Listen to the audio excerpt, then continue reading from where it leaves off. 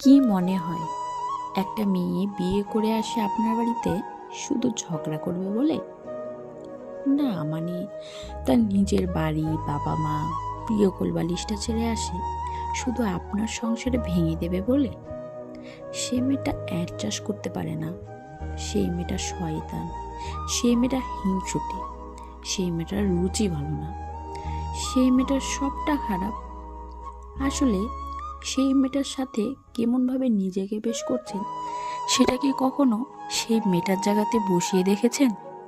তার হয়ে বলার কেউ নেই বলে তাকে হাসির ছলে কত কথাই না বলে যেতে পারেন। সে পাল্টা উত্তর দিতে গেলেই, ব্যবহারটা ফিরিয়ে দিলেই সে খারাপ। কত সহজ, তাই না?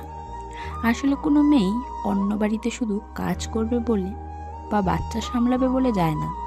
সে তার নিজের পরিবার ছেড়ে আসে সেইখানে একটা পরিবার পাবে এই ভেবে। শুধু পাল্টে যায় আচরণগুলো, আঘাত পেতে পেতে। আর তখন থেকেই চারিদিকে বদনাম ছড়াতে শুরু করে। বড়দের সম্মান করতে পারে না, বাবা মা শিক্ষা দেয়নি।